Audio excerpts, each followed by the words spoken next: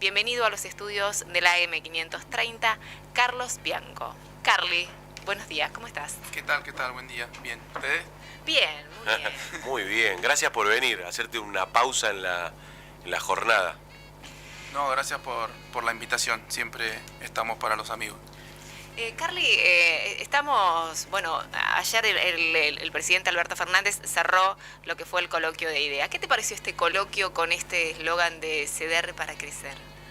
Mira, no lo escuché porque estuve con varias actividades de recorridas en Berazategui, en Cañuelas, acompañando al gobernador y también, en varias actividades de promoción productiva y comercial, con Augusto Costa también. Así que no escuché lo que dijo el presidente, pero me resulta bastante particular el nombre del coloquio de IDEA. No sé bien a qué refieren, porque hay una idea, si vos querés, medio de la derecha, medio neoliberal, una excusa, me animo a decir, que siempre aparece, que es, para mejorar tenemos que dar un pasito hacia atrás, todos tienen que ceder, y a partir de ahí va a empezar a crecer la economía, van a mejorar la situación económica, que es un verso que nos han contado los argentinos muchas veces, porque lo que termina pasando es que quien termina cediendo es el pueblo, es la clase trabajadora, etcétera, y después la cosa no mejora, pero sí mejoran las ganancias para los empresarios. Así que no sea cosa que nos están diciendo otra vez eso, que todos tenemos que hacer un esfuercito, que todos tenemos que ceder, y después los únicos que terminan cediendo son los trabajadores a costa de las ganancias de las grandes empresas de la sociedad. Si lo que están diciendo es nosotros los empresarios tenemos que ceder un poco con las ganancias extraordinarias que estamos teniendo en los últimos años, que es así cuando uno mira el balance de cualquier empresa importante de la Argentina, sobre todo del rubro de alimentos, han ganado como nunca, han estado ganando como nunca. Así que si esa es la idea, de que ellos cedan un poquito de sus ganancias extraordinarias para mejorar las condiciones materiales de vida del pueblo, me parece bien. Ahora, dudo que se refieran a eso, Dudo que se refieran a eso. Carly, estás recorriendo continuamente la provincia de Buenos Aires. Hay una crisis salarial muy fuerte que está sufriendo la Argentina. ¿Cómo eso lo ves reflejado en la provincia de Buenos Aires? Mira, vos cuando recorres la provincia, tanto el conurbano como el interior, y creo que más que el interior que el conurbano, lo que ves es una situación en el interior seguro, semi-pleno empleo, digamos, o filo-pleno empleo.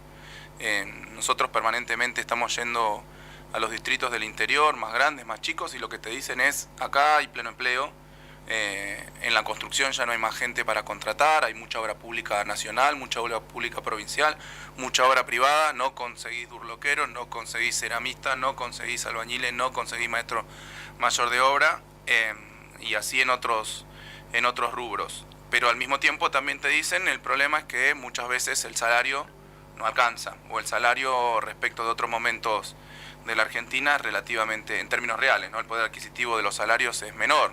Siempre viene la referencia obligada a 2015. Todos te dicen, no, pues yo en 2015, por este mismo laburo, tanta plata, y ahora tanta otra plata que, a mucha gente que no le alcanza para llegar a fin de mes, y mucha otra gente que tenía una vida más acomodada, dejó de tener la vida más acomodada. O sea que, y me parece que eso es consecuencia de dos fenómenos. Por un lado, la inflación, que es innegable, el fenómeno de régimen de alta inflación que estamos teniendo, y por otro lado que los salarios han quedado atrasados respecto del poder adquisitivo que habían tenido, sobre todo durante el segundo gobierno de Cristina. Me parece que eso es en lo que tiene que trabajar el peronismo en adelante, en lo que queda de este mandato y para el futuro mandato, y establecer eso como piedra basal de nuestra campaña. Ustedes tienen un plan que es 6x6, ¿no? Esto de 6 años de caída, 4 del gobierno de Macri, 2 de pandemia, hay que ponerle otros 6 años de crecimiento. Hay un trabajo, además de contarnos un poco ese plan, de trabajar sobre los precios, de generar supermercados de cercanía con otro tipo de producciones. Digo, hay un trabajo en relación a generar un puente en cuanto a alimentos baratos para que se puedan consumir. Sí, efectivamente estamos trabajando en eso. Ahora te cuento, pero antes, vinculándolo con lo que venía diciendo antes. Las provincias en general, digamos, independientemente qué provincia sea, si sea una provincia grande, una provincia más chica, no tienen las herramientas y las competencias para poder dar solución al problema inflacionario o al problema de los ingresos, porque esas son políticas que se definen, la política de precios, digamos, y la política de ingresos, salvo en lo que directamente tiene que ver con el Estado, que son los salarios de los trabajadores provinciales, se deciden a nivel nacional, lo que se llama la macroeconomía, para el que no entienda. Más allá de eso, sí, efectivamente, nosotros ya y mira, fue el año pasado, a fin del año pasado, a fin de 2020, a fin de 2020 ya lanzamos varios programas que tenían como objetivo promover la producción de alimentos más baratos, la distribución de alimentos más baratos, evitar intermediarios. Es en el marco del programa Mercados Bonaerenses y varias otras actividades que viene llevando también el ministro de Producción, Augusto Costa, en ese sentido. Lo que pasa es que el alcance de ese tipo de programas, te decía, no es un alcance completo, mucho menos en una provincia con 17 millones de habitantes. No, la clave es tomar políticas que efectivamente permitan ir a hacer descendiendo paulatinamente la inflación y al mismo tiempo mejorando los ingresos. Nosotros somos un gobierno y nos declaramos un gobierno peronista, kirchnerista en la provincia de Buenos Aires, y a nosotros se nos hace muy difícil el tipo de distribución del ingreso que hoy tiene la Argentina y la provincia de Buenos Aires, por añadidura. Esta idea de que no estamos en el 50-50 de Perón.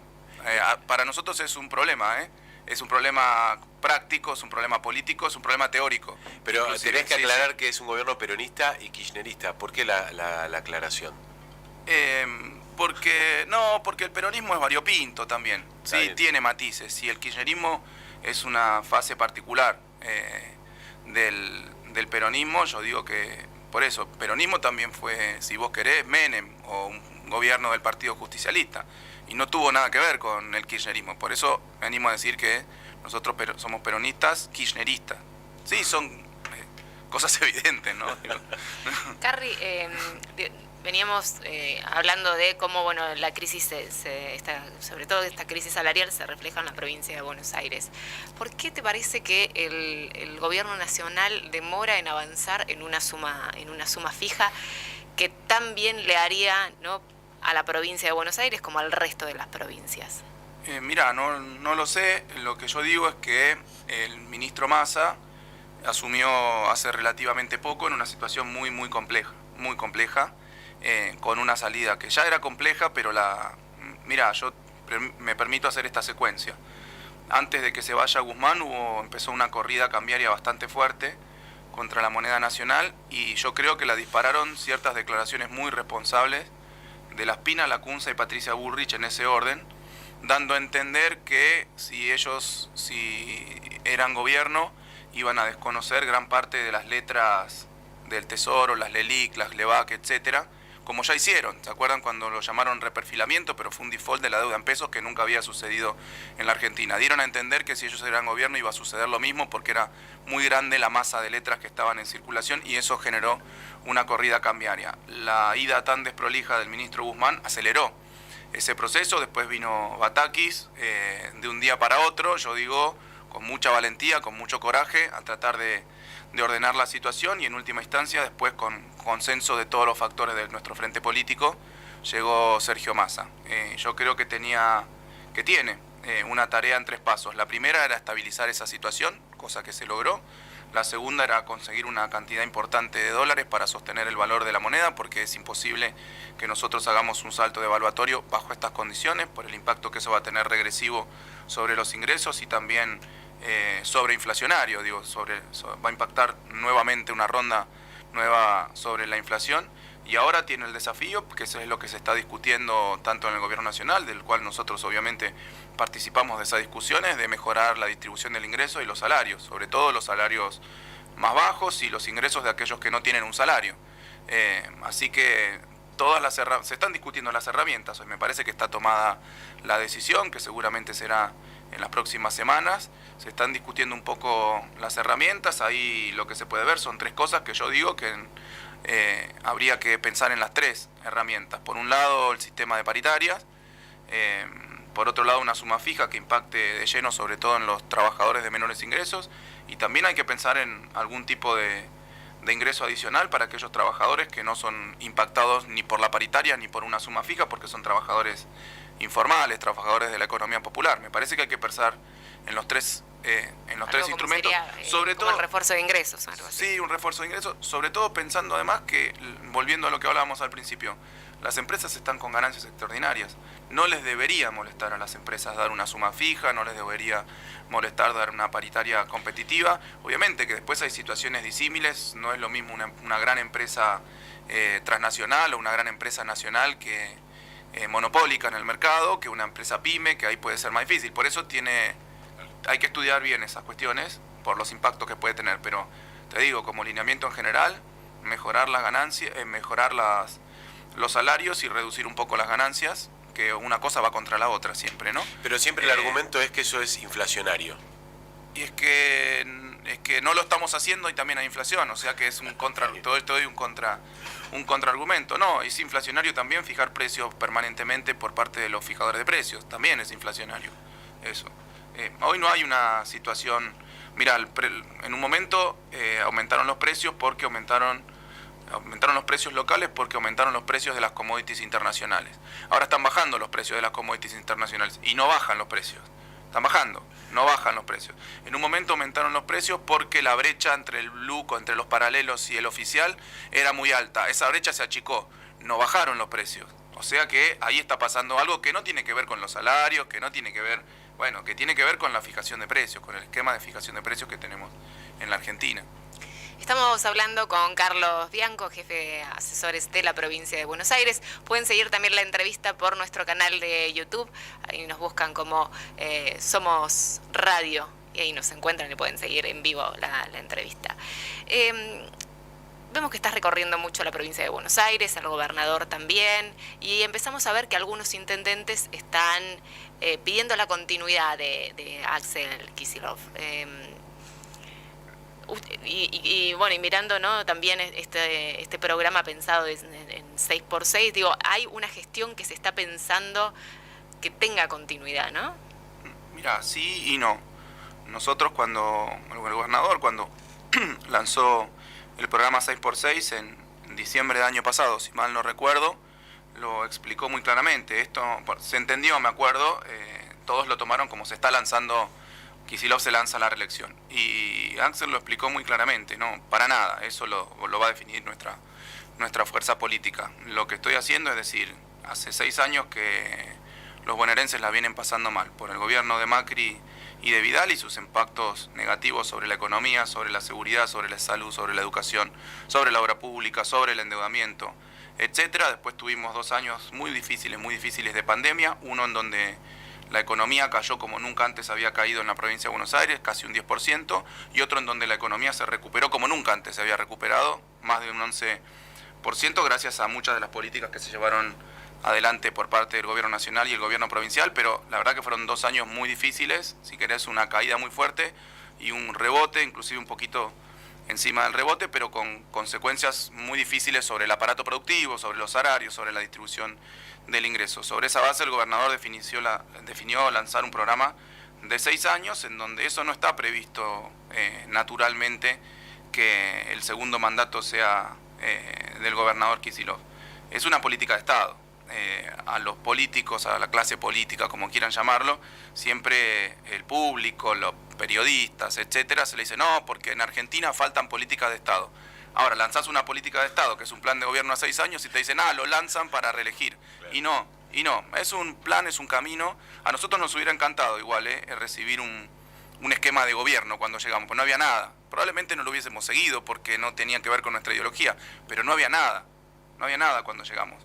Nosotros lo que estamos haciendo... Que no había nada, no había nada. No es que había un proyecto por ahí que iba en otro sentido. No había ningún proyecto, de nada, porque no había una política productiva, inclusive el Ministerio de Producción estuvo creo que 8 o 9 meses sin ministro, porque ¿qué importaba la producción? Usaban las oficinas, me acuerdo, que era lo que contaban. Sí, no se usaban las oficinas, yo lo cuento medio anecdóticamente, cuando el primer día que llego a la oficina de la jefatura de gabinete, está la secretaria, la misma que yo tengo ahora como jefe de asesores, que venía de ser secretaria de Alberto Pérez, los 8 años de ciolismo, de Salvay, una compañera que es de planta, ¿no? Una trabajadora de planta, y le pregunto, hola, ¿qué tal, Carolina? Soy Carlos Bianco, ¿me decís dónde queda la oficina? Y digo, sí, en esa puerta, me dice. Entro y había como unos silloncitos, una mesita. Y veo que hay otra puerta corrediza. Digo, debe ser ahí atrás, la oficina. Abro la puerta y había una sala de reuniones. Y había otra puerta corrediza al fondo. Digo, bueno, debe ser allá atrás la oficina. Voy, abro la puerta y ir al baño. Yo dije, y salgo y le digo, discúlpame Carolina, ¿dónde está? No encuentro la oficina. Y me muestra, me dice, es ahí. Digo, pero no hay escritorio, no hay computadora, no hay teléfono, no hay impresora, no hay nada de lo que uno usa. Yo, qué sé yo trabajo con esos instrumentos, digo. Claro. Me dice, no, si acá no venían nunca. Digo, no hay nada, claro, no hay nada porque acá no venían nunca. Atendían acá en el Museo Ferroviario en Retiro. Claro, se gobernó la provincia de Buenos Aires desde la capital. Desde la capital. Se desgobernó la provincia de Buenos Aires desde la capital. Bueno, pero perdóname, yo te interrumpía, pero era importante contar esta anécdota. Pero vos decías que es importante poder construir políticas de Estado. ¿Hacia dónde se quiere llegar con estos 6 años si se pudiera concluir con el lapso planteado? Mira, el gobernador marcó una línea de trabajo para todas las áreas que se está desenvolviendo. En educación, la prioridad fue arreglar las escuelas para que no nos pasen las tragedias que sucedieron durante el gobierno de Vidal y para que los trabajadores de la educación, las trabajadoras de la educación y los chicos y las chicas tengan un ambiente propicio para el estudio. En ese marco, el primer programa que lanzó el gobernador fue Escuelas a la Obra en enero de 2020, en cuyo marco ya se arreglaron más de 4.000 escuelas que estaban en un estado calamitoso. Después también nuevos edificios escolares, ya se llevan construidos más de 110 edificios escolares. Durante el gobierno de Vidal, en los 4 años se construyeron 65, pero se cerraron por otro lado 33, o sea que el saldo fue de 32 escuelas nuevas, cuando nosotros ya llevamos 110 escuelas nuevas y están en construcción más de 100. O sea que cuando terminemos el mandato vamos a tener más de 220, 230 edificios escolares nuevos en la provincia de Buenos Aires. ¿Pero nuevo, escuela nueva o refaccionar una escuela? No, edificio nuevo, de cero, construido desde cero. 200 terreno, escuelas. Bases, paredes, techo, baños, aulas. Nuevas. Escritorios, claro. Sí, nuevas, todo completamente nuevas, de cero, desde el terreno, digamos. En materia de salud tuvimos el problema de la pandemia, hubo que equipar y arreglar los hospitales de modo de urgencia, porque no estaban en condiciones de sostener eso que cuando nosotros veíamos que empezó la pandemia, las ciudades más ricas del mundo, en Londres, en Nueva York, en Barcelona, en Milán, en París, no alcanzaba la infraestructura sanitaria para dar contención a los enfermos de COVID. Imagínate lo que pensamos que nos iba a pasar en la provincia de Buenos Aires con la situación en la que habíamos encontrado los hospitales provinciales. Bueno, hubo que hacerlos casi a nuevo, hubo que reequiparlos completamente con mucha ayuda del gobierno nacional y con mucho esfuerzo de los municipios y obviamente con el aporte del gobierno provincial. En seguridad, que se llenan la boca y se jactan de que ellos tuvieron una buena política de seguridad. El delito prevenible, que es el delito que sucede en las calles, digamos, homicidios, robos, secuestros, hurtos, etcétera, que es el que, bueno, justamente previenen las fuerzas de seguridad. En las calles, durante el gobierno de Vidal aumentó 83%. Y ellos llaman a eso que tuvieron una política buena de seguridad. Nosotros lo hemos reducido, te doy el último dato, primer semestre de 2019 contra primer semestre de este año, se ha reducido cerca de un 30%, los homicidios un 26%. Vos me decís, ¿es un problema solucionado la seguridad en la provincia? No. Antes había en la provincia de Buenos Aires 3 homicidios por día, 3. Ahora hay 2, que es un montón, pero antes eran 3 y ahora hay 2. Y hay que seguir trabajando en ese camino, el ministro Berni lo viene haciendo muy bien, hemos reequipado como nunca antes a la policía con tecnología, con patrulleros, con modificaciones en el funcionamiento de la policía de la provincia de Buenos Aires. Eso no quita que tengamos problemas, como sabemos, permanentemente, pero es un camino. Por eso nosotros nunca dijimos que en 2 patadas, como en su momento dijo Macri, que en 2 patadas solucionaba la inflación, como ahora parecen decir algunos de los candidatos de Juntos por el Cambio, Santilli y Ritondo, que mágicamente cuando lleguen ellos los problemas se van a solucionar porque es una, como dice la canción de Fito, como si fuese una cuestión de actitud nomás. Obviamente hay una cuestión de actitud, pero también hay recursos, también hay compromisos, también hay definiciones políticas, que ellos gobernaron 4 años y no las tuvieron. Así que extrañamente las tendrían ahora. Ritondo tiene que explicar por qué aumentó 83% los delitos prevenibles en la provincia de Buenos Aires durante su mandato. Que lo explique él, por qué sucedió, qué hizo con la seguridad en la provincia de Buenos Aires. Yo le digo lo que hicimos nosotros, lo bajamos un 30%. Carly, hablas de de las fuerzas policiales, hablas de la bonaerense y uno se pregunta qué fue lo que pasó en la cancha de Gimnasia con ese accionar horrible de la policía. Digo, ¿qué análisis hacen ustedes de eso, ¿no? Cuando ya pasaron algunos días y se sabe algo más del accionar de la policía? Sí, mira, lo dijo el gobernador, lo que pasó fue espantoso y lo que pasó es intolerable para un gobierno peronista, ¿no? Los gobiernos peronistas no somos afectos ni a la retórica ni a la práctica represiva. Por eso a nosotros nos duele muchísimo lo que pasó y por eso el gobernador muy rápidamente tomó la decisión que tenía que tomar, que fue apartar a los responsables directos del operativo de seguridad en ese partido, instruir al ministro Berni a que a través de asuntos internos, la Oficina de Asuntos Internos de la Policía, se investigue lo que pasó y obviamente colaborar con el canal judicial, con el fiscal que está llevando adelante la investigación de lo sucedido. Lo que pasó fue, me parece que un problema de diseño y de implementación, de ejecución del plan del programa de seguridad para esa noche, para ese partido, por distintas razones, pero bueno, eso lo está averiguando Asuntos Internos, lo está averiguando la justicia.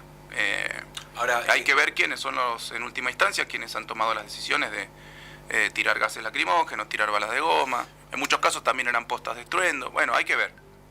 Se está averiguando, hay que dejar que avance la investigación y el gobernador va a tomar la definición que tenga que tomar. En ese sentido a mí me parecía que era interesante el término que tomaba el gobernador, que era de violencia institucional, sí. ¿no?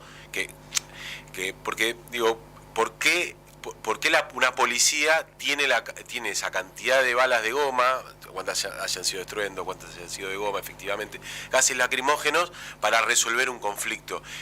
Digo, deberíamos no pensar otro tipo de organización que pueda llevar adelante estas situaciones, ¿no? Pues se llega a confirmar que en una interna policial, digo, está claro que sí, no hay una responsabilidad política si fuera así. Ahora, es verdad que hay un armado y un funcionamiento que debería ser pensado de otra manera, ¿no? Mira, como mínimo lo que hubo seguro fue un mal uso de las herramientas con las que cuenta la policía, porque el solo hecho de que haya ingresado gas lacrimógeno al estadio, a un estadio lleno, ya te muestra que se usó mal ese instrumento.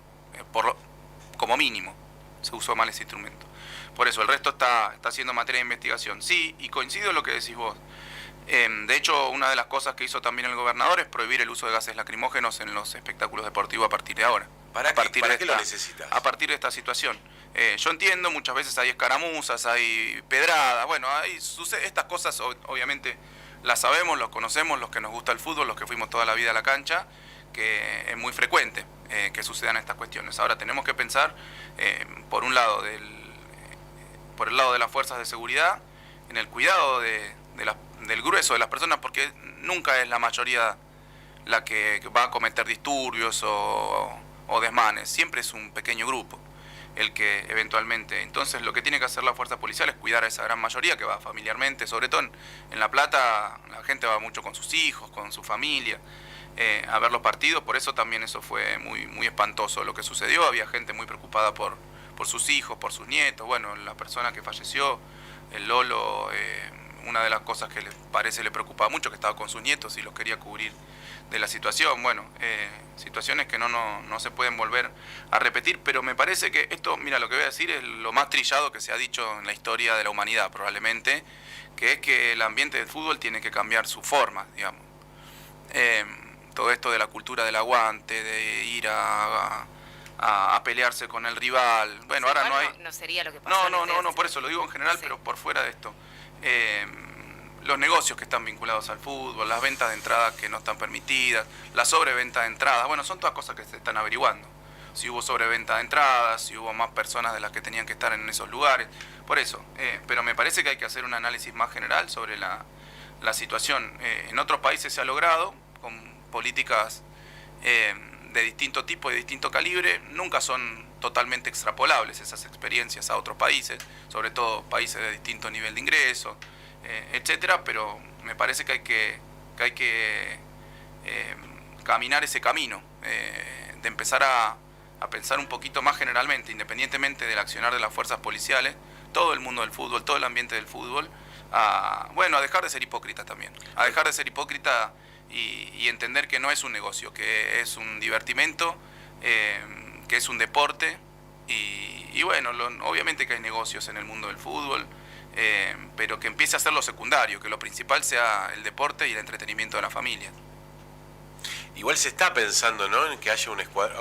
Hubo trascendidos de que una parte de la policía bonaerense se dedique exclusivamente a trabajar en encuentros deportivos, musicales, digo, para poder darle otro cauce a eso, ¿no? Sí, lo estamos pensando, es un proyecto, lo estamos estudiando.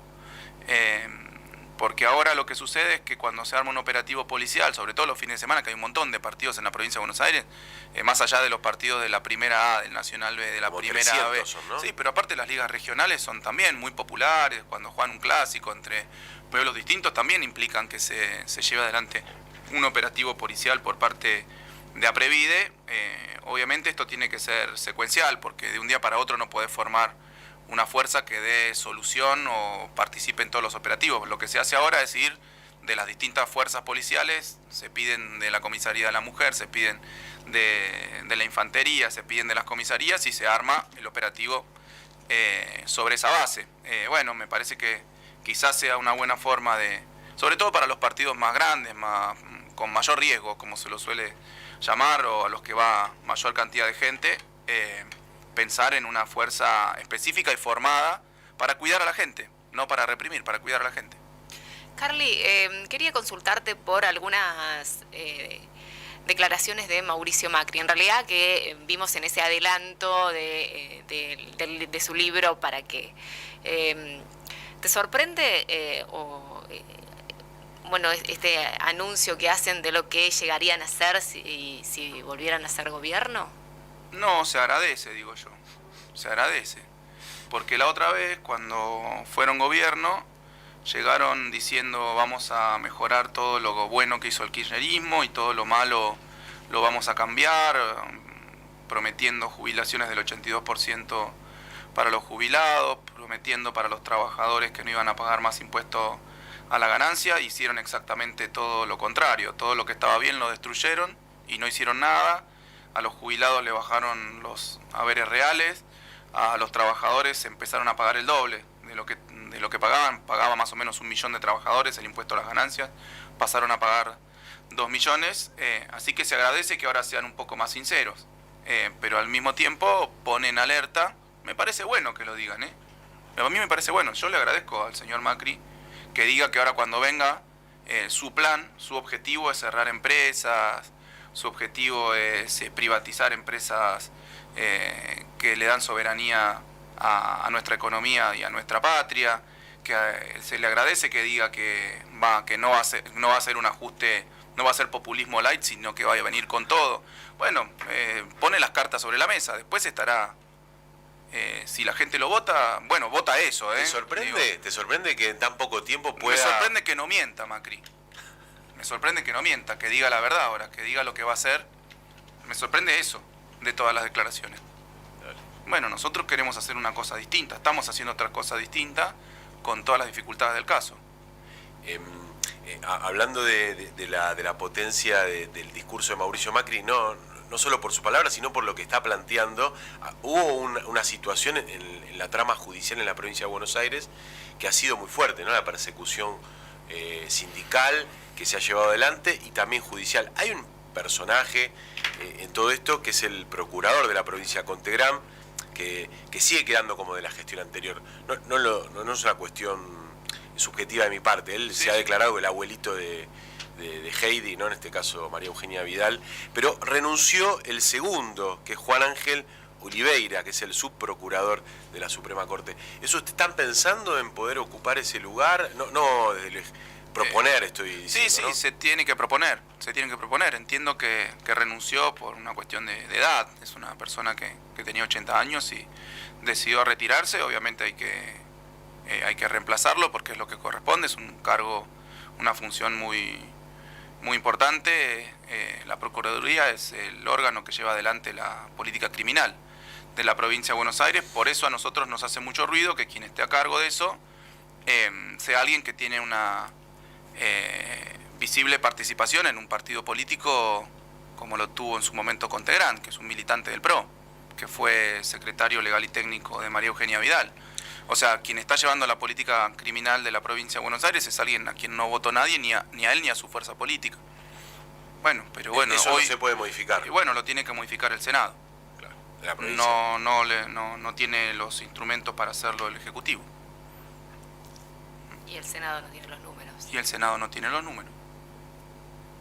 Sí. Sí, se dan a veces sería... Es el argumento de la correlación de fuerzas, parece... Sí. Por eso, yo te digo, ese cargo lo tiene que ejercer alguien que efectivamente muestre independencia respecto de la situación política para conducir la política criminal de la provincia de Buenos Aires. Pero la materialidad de las cosas es la materialidad de las cosas. Carly, la última pregunta. Bueno, ¿cómo te imaginás este último año ¿no? de acá al 2023? Digo, ¿en qué va a focalizar de ahora en más la gestión de Axel Kicillof en lo que queda de gobierno?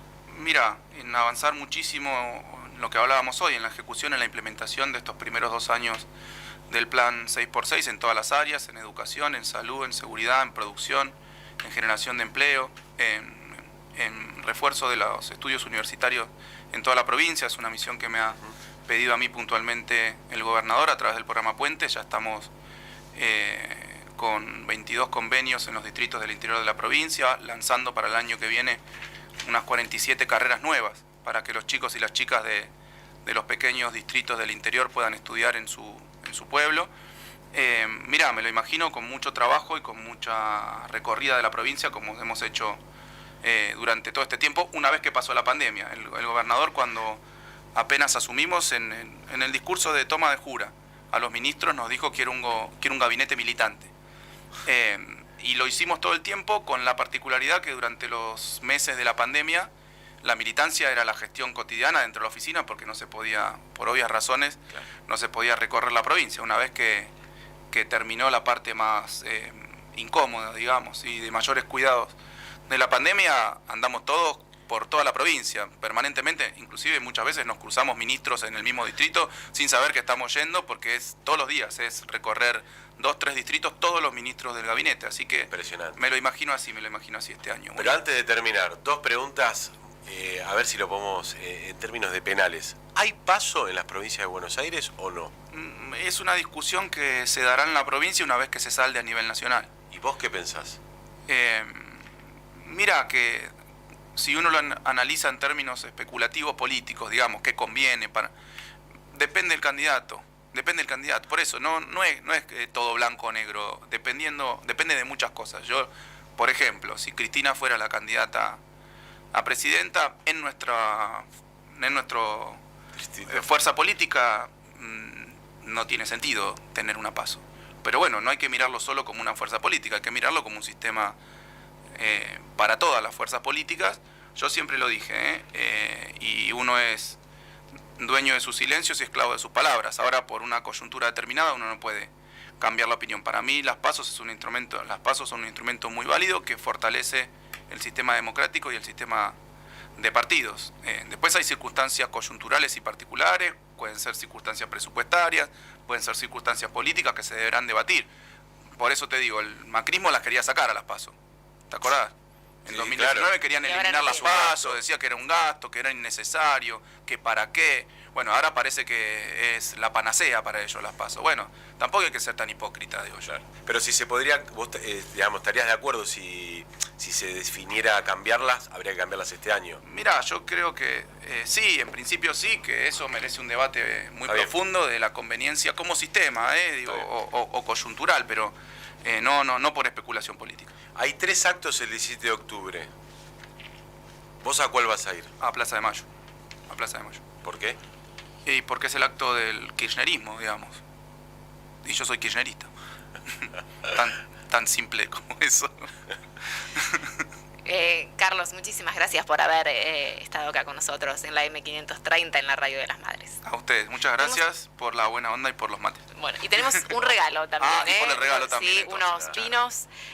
Sí, los vinos nos llegan gracias a la red de alimentos cooperativos. La red ofrece productos de la agricultura familiar y de cooperativas de todo el país.